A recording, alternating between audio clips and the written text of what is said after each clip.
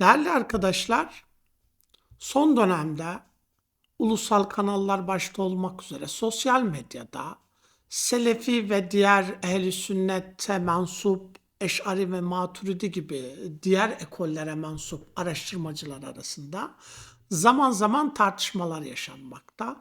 Özellikle Arap dünyasında neredeyse 100 yıldır devam eden bu tartışmalar zaman zaman Türkiye'de de mevzu bahis edilir, gündeme gelir. Bu anlamda bazı münazaralar gerçekleşir. En son Ebu Hanzala ve Ömer Faruk Korkmaz adında iki şahıs bu konuyu Ebu Hanzala Selefiliği bir anlamda temsil ediyor. Ömer Faruk Korkmaz ise İsmail Ağa'ya mensup biri olarak ama daha çok o da Selefiliğin ne olduğunu veya Selefin ne olduğunu ortaya koymaya çalışıyor. Aslında her iki şahıs da bir anlamda Selefi veya Selefin yolundan giden iki kişi. Yani birisi kelamcı, birisi Selefi değil. Biz genel olarak Selefi ve Eş'arilerin tartışmalarına mesela maruz kalırız. Bu anlamda aslında paradigma olarak farklı oldukları için insanlar için de faydalı ve yararlı bazı tartışmalar söz konusu olur. Nitekim Arap dünyasında Said Fude'nin bu anlamda ciddi bazı münazaralar ve programlar yaptığını biliyoruz. Fakat bu tartışmalar özellikle bizim coğrafyada Selefilerin fazla olmaması, yani bir anlamda henüz bir cemaat veya bir ekol olacak şekilde e, fazla olmamaları nedeniyle bu coğrafyada bu tartışmalar pek zuhur etmedi veya ortaya çıkmadı diyebiliriz. Fakat Selefiliğin bütün dünyada yaygınlaşmasıyla beraber bu Selefilik bir anda yaygınlaşmadı. Aslında tarih boyunca Selefilik dediğimiz akım marjinal diyebileceğimiz bir akım idi. İbn Teymiye ve öğrencileri vasıtasıyla biraz daha yaygınlaştı diyebiliriz. En son işte Suud Devleti, Muhammed bin Abdülvahhab gibi sonraki bazı insanların bunu bir temel inanç, akaid, davet metodu olarak kabul etmesi nedeniyle Suud'un da bir anlamda bunun finans tarafını sağlaması sebebiyle bütün dünyada Selefiliğin artık bir numaralı ekol veya mezhep olduğunu söyleyebiliriz. Yani tarih boyunca Haşviye denip aşağılanan, yani bir anlamda çapulcular, kafası çalışmayanlar şeklinde lanse edilen bu grup maalesef zamanla, özellikle son 2 asırdır İslam dünyasında ve Batı'da en yaygın mezhep ve ekol olduğunu söyleyebiliriz. Selefilik genel olarak metinlere literal şekilde bakan, yani bu anlamda bir yöntem takip eden ekolün adıdır. Yani bunların genel yaklaşımı ayet veya hadislerde veya şer-i şerif dedikleri, yani bu naslarda Allah ne tür ifade veya Hazreti Peygamber ne demişse onu kabul etmek. Yani genel yaklaşımının bu olduğunu söyleyebiliriz. Bunların genel yaklaşımına göre, yani dinin sahih anlamı Kur'an ve sünnetin literal anlamında gizlidir. Biz o literal anlamını mecaza, tevhile hamletmeden olduğu gibi kabul edersek hakikate, sahih inanca veya akideye o kadar yaklaşmış oluruz. Bu anlamda daha salim bir kalbe ve inanca sahip oluruz diyorlar. Öncelikle Hazreti Peygamber ve sahabe döneminde akli ilimlerin pek yaygın olmadığını ifade edebiliriz. Yani sahabe ve Hazreti Peygamber için bu teolojik tartışmaların gündeme geldiğini söylemek zordur. Bu tarz tartışmalar, yani teolojik tartışmalar, yani Allah'ın bilgisi, Allah'ın mahiyetiyle ilgili veya sıfatlarıyla ilgili tartışmalar, bunlar büyük oranda Hicri 1. asrın sonundan itibaren başlayan tartışmalardır. Bu tartışmaların başlamasının temel nedeni özellikle İran'ın fethedilmesi. Şimdi İran'ın fethi diğer bölgelerin fethine benzemez. Çünkü o günün dünyasında İran kültürü ve Bizans dediğimiz, yani Roma kültürü egemen iki kültür idi. Roma tabii ki fethedilmemişti ama İran çok erken dönemde, Hazreti Ömer'in hilafetinin ilk yıllarında fethedildiği için ve o halk da kendisini artık Müslüman addedip Müslüman kültürün bir anlamda parçası olduğu için tarihinden gelen o gelişmişlik düzeyini de İslam kültürüne bir anlamda akıtmaya başladılar. O teolojik, felsefik tartışmalar Müslümanlar arasında tartışmaya başlandığı zaman bazı sıkıntılar ortaya çıktı. Bir tarafta ortada naslar vardı, bir tarafta da ya bu nasların literal anlamının kabul edilmesi durumunda bunların akli ilkelere yani aklın kesin ilkelerine aykırı olduğunu iddia eden insanlar, ilim adamları ortaya çıkmaya başladı. Bu insanlardan ilk etapta etkilenen en önemli ekol Mutezile'ydi. Mutezile çünkü felsefe, mantık, akli ilimlerde uzman insanlar idiler. Bunlar bir anlamda filozof denebilecek tarzda felsefeye hakim insanlardı. Bunlar çok erken dönemde yani Hicri 2. asrın başlarından itibaren ki Vasıl bin Ata'nın vefatı 131 olsa gerek öyle hatırlıyorum. Yani çok erken dönem Hicri 2. asrın ilk yarısından itibaren dini metinleri bir anlamda aklın süzgecinden geçerek tevil ve mecazı da dini metinlerin anlaşılmasına önemli bir yöntem olarak kullanarak belli bazı düşünceler, paradigmalar ortaya koydular. Yani bu anlamda yani İslam düşüncesinin medenileşmesinde yani bir anlamda akli, rasyonel bir zemine oturmasında Mutezile'nin büyük bir katkısı söz konusudur. Bu inkar edilemez.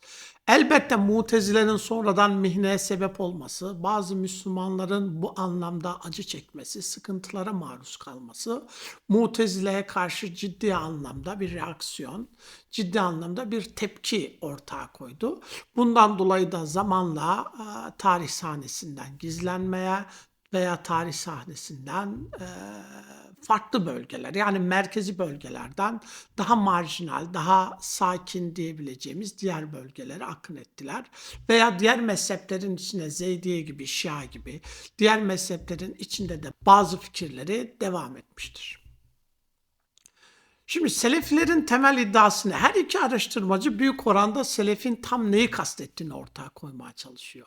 Her iki araştırmacının temel iddiası Selefi kutsallaştırma. Bu bir rivayete de dayanır. Hayrul kuruni karni thummellezine yelunehum thummellezine yelunehum. Yani en hayırlı benim asrımdır. Sonra ondan sonraki asır, ondan sonra da diğer asır. Şimdi Hazreti Peygamber'in bu rivayeti hangi bağlamda kullandığını bilmiyoruz. Muhtemelen bizim de normal hayat içinde zaman zaman kullandığımız gibi ya hayat durum kötüye gidiyor. Yarın muhtemelen bugünden daha kötü olacak. Ertesi gün bugünden daha kötü olacak veya dünden daha kötü olacak gibi. Muhtemelen bu bağlamda ifade edilen bir cümle.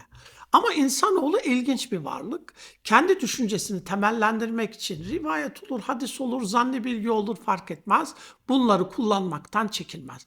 Aslında hepsinin göbeğinde insan vardır. İnsan eğer literal bir bakış açısına sahipse, zahiri literal bir bakış açısına sahipse, işte metinlerden, hadislerden, rivayetlerden kendi görüşünü temellendirerek bir paradigma ortaya koymaya çalışır. Öncelikle burada temel öznenin insan olduğunu bilmemiz gerekir. Her insan akli ilimlerde, teorik ilimlerde yetkin olmayabilir. Bu günümüz şartlarında da geçerli. Yani bazı insanlar görünenin ötesinde olanı görüp analiz ederken bazı insanlar gözle dahi görülen şeyi değerlendirmede bir anlamda nakıs olabilirler. Yani eksik veya ne diyelim yani kafaları bu anlamda herkesin aynı şekilde basmıyor. Yani farklı şekilde olayları analiz ediyorlar, farklı şekilde değerlendiriyorlar. Şimdi bu Selefi kutsallaştırma dediğim gibi ilgili hadise genelde dayanır ama yani ilgili hadisten hareketle akaidin bel kemiği, göbeği oluşturacak tarzda böyle bir paradigma oluşturmak hakikaten yanlıştır. Çünkü Selef dediğin o ilk 3 asır içinde hariciler de yaşamış, sahabiler de yaşamış, cehmiyeler de, mürciyeler de herkes var, mutezile de var. Yani biz o 3 asrı kutsallaştırdık diyelim. Onlardan hangisini kutsallaştıracağız? Dikkat edin birilerini seçiyoruz. Malik'i seçiyoruz. Hadisçileri seçiyoruz. Ya bütün bunlar subjektif yoruma dayalı. Yani biz kendimize yakın olanları o hadisin masadak dediğimiz yani muhtevasına uygun insanlar olarak kabul ediyor. Ondan sonra onun üzerinden bir paradigma veya bir akide oluşturuyoruz. Bunların tamamının yanlış olduğunu, subjektif olduğunu bilmemiz gerekir. Yani ne ilgili rivayetten maksat bu 3 asrı kutsallaştırıp bunlara tabi olun demektir. Çünkü o 3 asır içinde Muaviye de var, Yezid de var. Ali de var, Ömer de var. Hepsi var. Vasıl da var, Hasan el Basri de var. Ebu Hanife de var, Malik de var. Yani farklı düşünceye sahip olanlar var. Şimdi Şafii tefsirde herkes Mukatil bin Süleyman'ın çömezidir der. Mukatil bin Süleyman mücessime müşebbihe diyebileceğimiz bir alim. Yine Şafii fıkıhta herkes Ebu Hanife'nin çömezidir der. Ebu Hanife'yi ehl-i hadis denen güruh en azından o yaklaşıma sahip insanlar pek sevmezler. Yani bunları biliyoruz. Biz selef derken kimi kastedeceğiz hakikaten? Hangi ekolü kastedeceğiz? Dolayısıyla hem ilgili hadis hem ilgili hadisten hareketle bu tarz akideyi temellendirmenin sağlıklı olduğunu söylemek zor. O zaman ne selefi kutsallaştırmamız lazım ne selefi düşünceyi kutsallaştırmamız lazım. Aksine seleften sonra gelen alimler en azından kelam ve teolojikte çok daha ileri seviyede İslam'ı savunmuşlardır. Yani Mutezile'nin o günün ehli hadisine göre gayrimüslimlere karşı çok daha iyi mücadele ettiğini, temel metinler başta olmak üzere dini düşünceyi daha sağlam, rasyonel bir zemine oturttuğunu biliyoruz. Eş'ari dediğimiz şahıs ki ehl-i sünnetin savunucusu olarak 40 yaşından sonra ortaya çıkacaktır. Eş'ari dahi kendi paradigmasını ortaya koyarken Mutezile'den etkilenerek ortaya koyar. Yani 40 yaşına kadar Mutezili olmasa idi, muhtemelen böyle bir paradigma ortaya koyması mümkün değildi.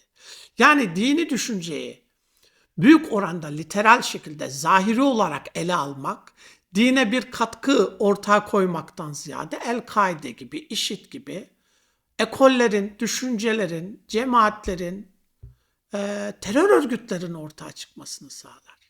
Yani IŞİD dediğiniz bu örgüt İslam düşüncesi kisvesi altında yaptığı zulümlere baktığımızda bunlar da ayet hadisler okuyor. Hariciler de aynı şekilde ayet hadis okuyorlardı. Muhammed bin Abdülvahhab da Suud ve benzeri o bölgede cihat ilan ettikleri zaman Müslümanlara karşı savaşıyorlardı ve Müslümanlara karşı bu ayetleri okuyorlardı. Yani dolayısıyla herkes ayetleri veya hadisleri biliyor. Bu ayetler veya hadisler bilinmiyor değil. Seleflerin genel bakışına göre sanki bunları kimse bilmiyor da ilk defa onlar okuyarak ortaya koymuşlar gibi bir düşünceye sahipler. Selefiler ve Eş'ari Maturidi dediğimiz, Mutezile dediğimiz kelamcılarla ilgili problemleri usul, metodolojik bir tartışma. Yani bu iki araştırmacı konuyu büyük oranda selefi kutsallaştırarak, yani selefin tam olarak neyi ifade ettiğini ortaya koyarak bu münazarayı gerçekleştirdiler. Ebu Hanzala selefin metinlerdeki o literal anlamı kabul ettiğini, dolayısıyla aslında daha önceki videolarında Allah göktedir şeklinde bunları tercüme ederek ortaya koyduğunu, fakat münazarada bir anlamda ben bu cümleleri kullanıyor olsam dahi Allah zaman ve mekandan münezzehtir şeklinde ifadelerde kullandı. Dolayısıyla seleflerin tam anlamıyla müşebbihe veya mücessim olduğunu söyleyemeyiz. Çünkü İbn-i Teymiye'de bütün bu lafızların hakiki anlamda Tanrı için kullanıldığını ifade etse de peşinden Allah'ın celaline layık şekilde der. Yani bizim anladığımız anlamda bir el, bir yüz olduğunu ifade etmez. Aynı bakış açısını Ebu Hanzala'da da gördüm. O da çünkü Zehebi'den alıntı yaparak bu konuyu ele almaya çalışıyordu. Çünkü Zehebi de İbn-i Teymiye'nin en önde gelen öğrencilerinden biridir. Ona göre biraz daha ılımlı olsa dahi onun öğrencilerinden biridir. Diğer arkadaşın temel iddiası ise yine seleften yaptığı rivayetler ve nakillerle. Selefe göre bu ayetler okunur. Bu ayetler Türkçe ve farklı bir dile tercüme edilmez, anlatılmaz. Onların kıraati, tilaveti, onların tefsiridir. Aslında iki düşünceyi de destekleyen geçmiş dönemde yani selef döneminde iki düşünceyi de destekleyen alimler vardı. Yani hakikaten dünyanın evrenin merkezinde olduğunu, dünyanın düpdüz olduğunu, dünyanın üzerinde 7 kat sema olduğunu, Allah'ın da işte semaların üstünde bir arşa, bir kürsüye sahip olduğunu hakiki anlamda. Hakiki derken İbn-i Teymiye'nin hakiki anlamını kastetmiyorum. Dilcilerin yaygın olarak hakiki dediği anlamda. Bunu kabul edenler vardı. Bunlara büyük oranda mücessime veya müşebbih ediyorduk. Bir de özellikle Mutezile başta olmak üzere akli ilimlerde uzman olanların eleştirileri nedeniyle Hicri 2. asrın ortalarında İmam Malik gibi alimlerin ise yani tamam bu kelimelerin anlamı belli ama biz keyfiyetini bilmiyoruz. Dolayısıyla Allahu alem bi muradihi diyerek bunları geçiştirmeliyiz. Bu anlamda soru sormamalıyız, konuşmamalıyız şeklinde bir yaklaşıma sahip oldular.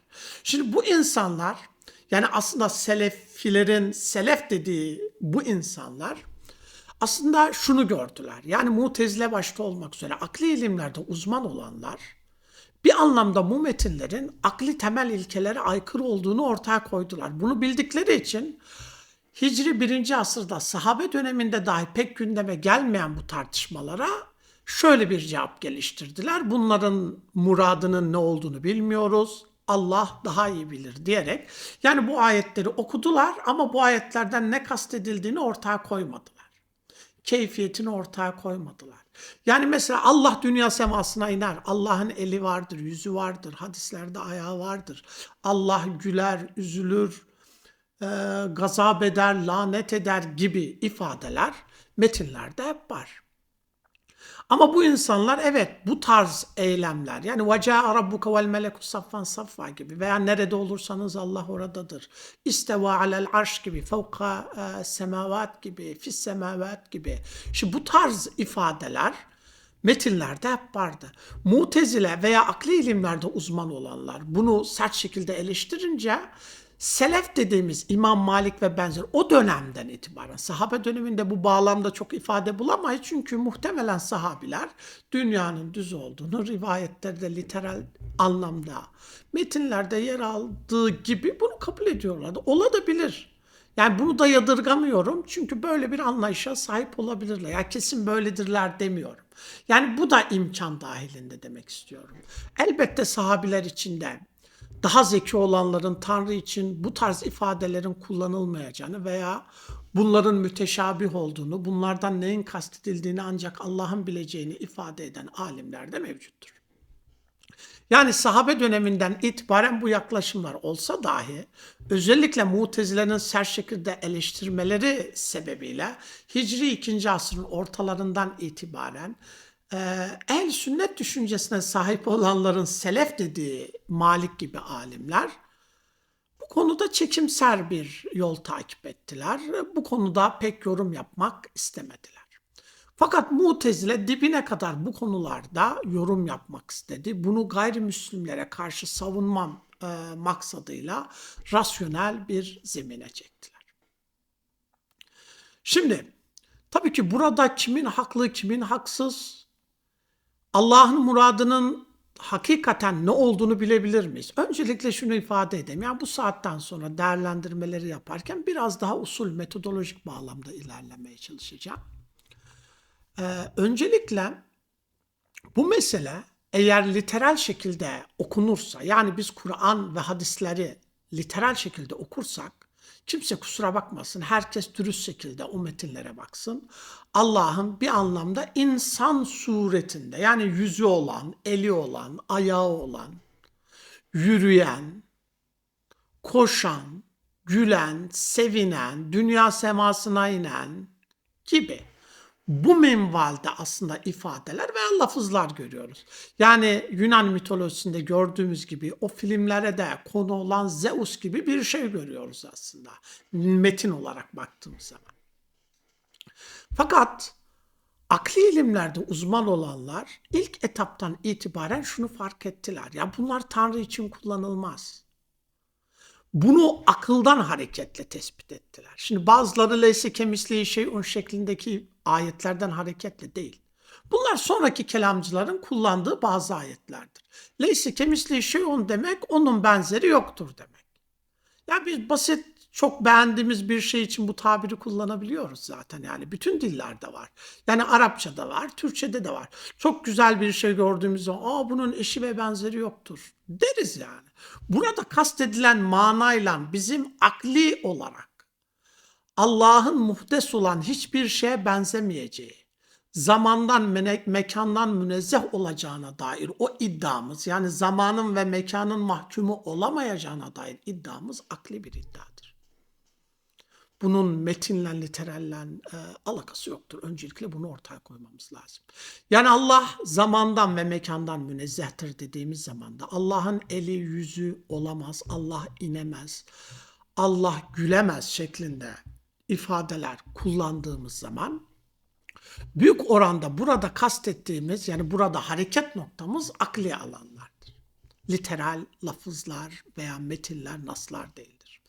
Çünkü kelamcılar akli ilimlerde uzman oldukları için, özellikle Razi gibi alimler bunu daha net şekilde ifade ederler. Yani biz Kur'an ve hadislerin sahih anlamını net şekilde, kesin şekilde asla bilemeyiz. Veya çok zordur der. Yani ya imkansızdır ya da çok zordur der. Bunun için belli kriterler ortaya koyar Fahrettin Errazi. 10 kriter. İşte bu kriterler ancak olsa sahih anlamını net şekilde biliriz der. Fakat bu 10 kriterin olduğunu ortaya koysak dahi bu içtihadi bir mesele olacak. İçtihadın da zannı ifade edeceğini. Yani dolayısıyla bunu net şekilde ortaya koymamız pek mümkün değildir der. Aslında günümüzde felsefe alanında çalışma yapan Gadamer gibi, Betti gibi, onların da temel iddiası büyük oranda geçmiş bir metnin sahih anlamını ortaya koymak. İşte Gadamer'e göre imkansız diyebiliriz. Yani o sözü kullananın neyi kastettiğini kesin şekilde ortaya koymamız hakikaten çok zor. Betti gibi bazı araştırmacılar, bunlar da sözü söyleyenin zihnine gidersek bunu tespit edebiliriz derler. Ama Kur'an metni veya hadisler Allah'a ve Hazreti Peygamber'e ait olduğu için, onların zihnine gidip onlara da bizzat soramayacağımız için bunu net şekilde ortaya koymak hakikaten zor. Fakat Fazıl Rahman'ın da ifade ettiği üzere sünnetten hareketle, o yaşayan amelden hareketle bazı ifadelerin, metinlerin sahih anlamını veya icmayla destekleyerek ortaya koyabiliriz. Ama sırf metinden hareketle bunu ortaya koymak hakikaten zor veya imkansızdır. Şimdi dolayısıyla aslında kelamcıların temel hareket noktası akıl olduğu için, yani akli olarak Tanrı'nın asla, bu felsefede de geçerli, kelamda da geçerli. Yani Tanrı asla yaratılan bir şeye benzeyemez. Yaratılan bir şeyin, mahluk ve muhdes olan bir şeyin özelliğini kendisinde barındıramaz. Çünkü barındırırsa ona halel gelir, kıdemine de halel gelir. Dolayısıyla öncelikle Tanrı'yı bütün bu değişimden, tegayyürden, bir şeye muhtaç olmaktan tenzih ederler. Yani bütün bunlardan tenzih ederek bir anlamda selbi şekilde, yani olumsuzlayarak Tanrı'nın mükemmel bir zat, mükemmel bir varlık olduğunu ortaya koyarlar. Hepsinin temel amacı budur. Dolayısıyla buradaki tartışma metinsel, literal olarak ortaya konulacak bir tartışma değil. Buradaki tartışma akıl ve nakil taarruzudur.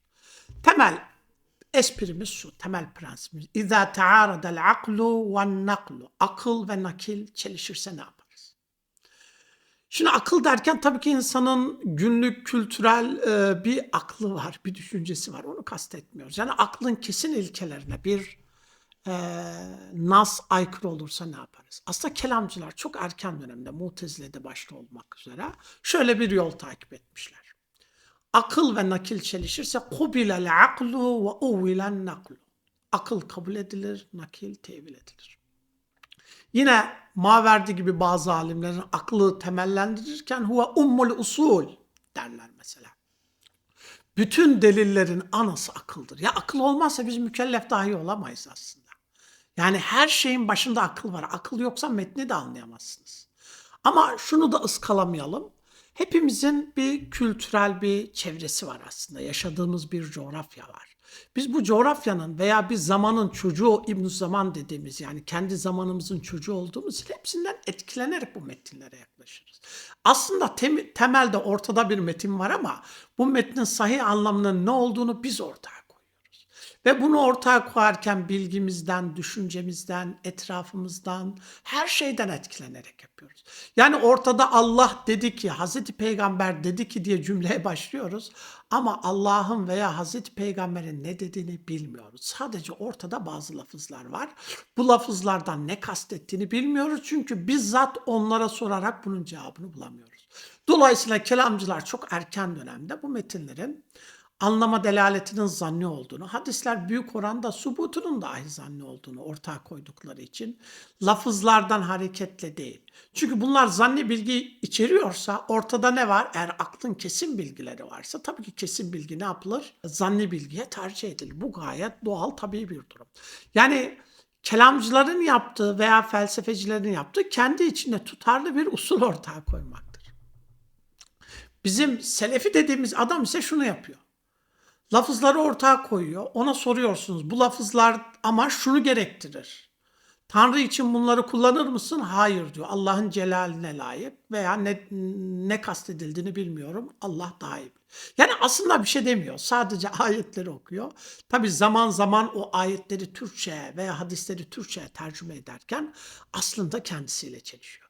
Çünkü Türkçe'de kullanacağı ifadelerin hiçbiri naslarda yer almıyor. Eğer temel amaçları naslarda sadece yer alan ifadeleri kullanmaksa onların Türkçe karşılığını asla kullanmamaları gerekir.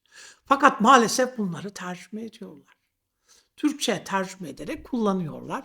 Dolayısıyla kendi içinde de bu anlamda tutarlı olduklarını söylememiz zordur. Sonuç olarak ortada bir Kur'an metni ve Hazreti Peygamber'e nispet edilen hadisler var. Kur'an'ın subutu kat'idir, mütevatir olduğu için subutu kat'i.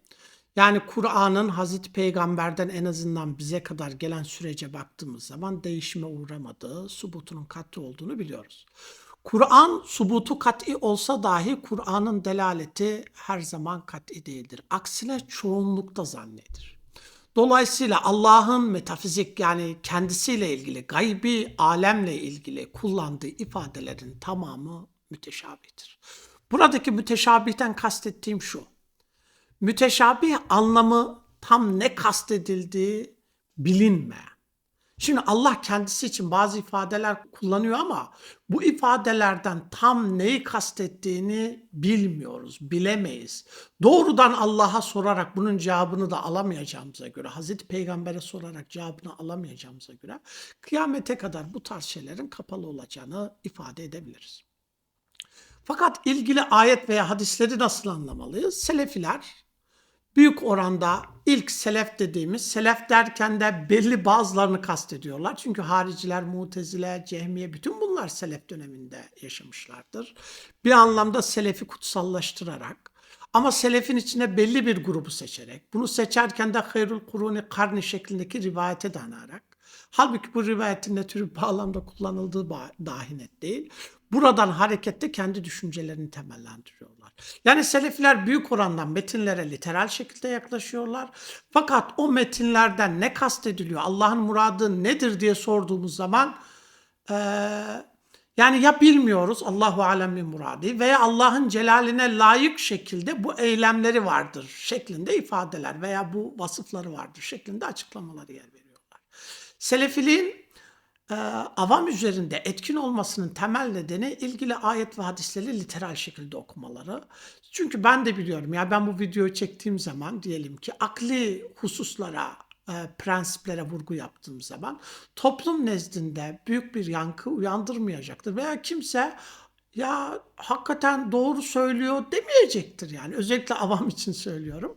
Büyük oranda bir insan sadece ayet ve hadisleri peşi sıra zikrettiği zaman insanlar için yani avam insanlar için özellikle çok daha ikna edici oluyor. Dolayısıyla selefiliğin bu anlamda akli değil de literal şekilde metinleri okuması, literal şekilde bunu bir davet, bir akide olarak sunması toplum üzerinde daha belirleyici olur. Halbuki günün sonunda selefilere sorduğunuz zaman bu ayetlerin anlamı, keyfiyeti tam nedir diye sorduğunuz zaman aslında hiçbir şey söylemiyor. Bu bir bakış açısıdır. Evet yani ben bunu %100 yanlış bulmuyorum. Burada yanlış bulduğum husus özellikle bunları kendi dilinize tercüme ederek konuşmaya başladığınız zaman burada bir problem ortaya çıkar. İki, Siz Allah için naslarda yer alan bütün bu kelimeleri kullandınız diyelim. Bu kelimelerin anlamı da malumdur dediniz. Ne tür bir anlam malum? Malum olan bizim kendi aramızda bildiğimiz anlam. Halbuki biz Allah için ne kastedildiğini bilmiyoruz ki. Ya burada malum olan bir şey de yok aslında. Şimdi bu tabii çekimser insan davranabilir ama bir şey de demiyorlar. Yani ortak karışık bir şey. Ve bu seleflerin en temel iddiası kendileri sahih ve ehl-i sünnet diyebileceğimiz en düzgün akide üzerinde ama Eş'ari ve Maturidiler dahi bidat ehli insanlardır. Bunu İbn Teymiye'de de görürüz. Günümüzde Suud'da yaygın olan Selefi düşüncede de görürüz. Halbuki tarih boyunca ehl-i sünnetin savunucusu Eş'ari ve Maturidiler kabul edilmiş. Yani ilginç bir dünya var. Yani bunu anlamak da hakikaten çok zor. Yani tarihte haşviye denilen, çapulcu denilen, kafası basmaz denilen insanlar Suud'un parasıyla, Batı'nın desteğiyle, Muhammed bin Selman da bunu açıklamıştı bir konuşmasında. Biz Selefiliği Orta Doğu'da Amerika'nın desteğiyle biz zaten yaydık demişti. Zaten dikkat edin, IŞİD, El-Kaide, Çeçen cihadına, Hattaplara dikkat edin.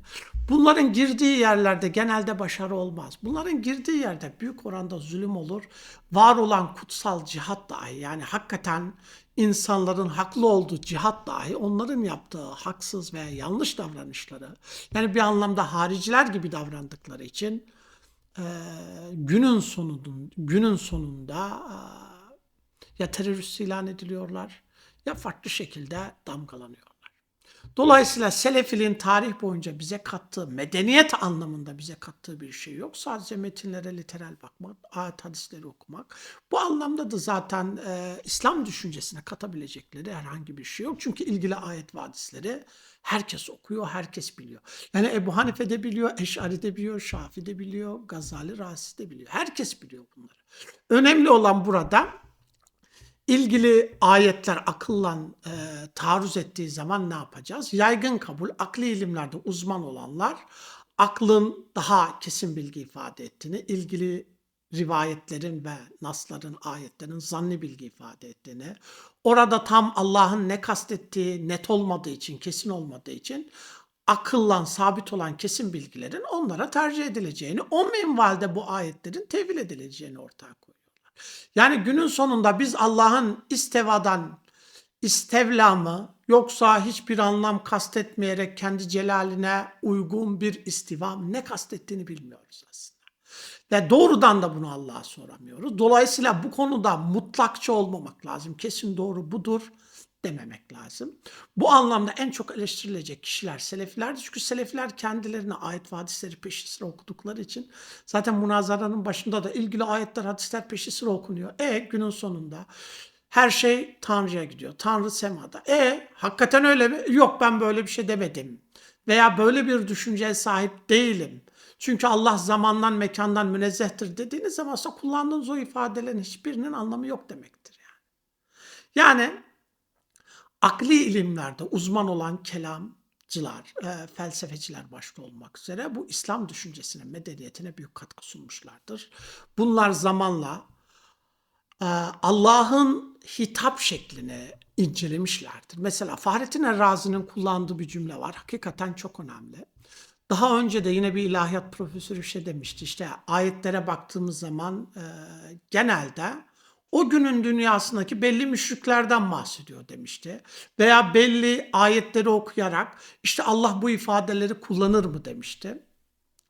Evet, biz Kur'an'da özellikle ilgili ayetlere baktığımız zaman sanki bir insanın duygularına sahip bir zatın ifadeleriymiş gibi. Yani tebbet yede Ebi Leheb gibi ifadelere baktığımız zaman. Fakat Fahrettin Errazi'nin güzel bir tespiti var. Diyor ki Allah bize bizim kendi aramızda konuştuğumuz gibi konuşuyor. Çok önemli bir tespit. Yani Allah kendisinden bahsederken bir arşı, bir kürsüsü yukarıda yüce olduğunu ifade ederken aslında bizim bildiğimiz krallar, büyükler ne özelliklere sahipse Allah da bize kendisini anlatırken bu uslupla, bu ifadelerle anlatıyor. Yani burada Allah'ın hakiki anlamda böyle olduğu düşünülmemeli. Çünkü biz onu hakikaten bilemeyiz. Ya bilemeyiz onu. Fakat o bizim kendi aramızda kullandığımız ifadelerle bize hitap ettiği için, yani bir anlamda bizi muhatap seçtiği için bizim dünyamızdan hareketle bizimle konuştuğu için bu ifadeleri kullanıyor. Bu önemli bir tespit, altını çizmekte yarar var. Dolayısıyla Allah elden, yüzden, semadan neden bahsederse bahsetsin, bizim kendi dünyamızı dikkate aldığı için bu uslupla, bu ifadelerle bize hitap ediyor.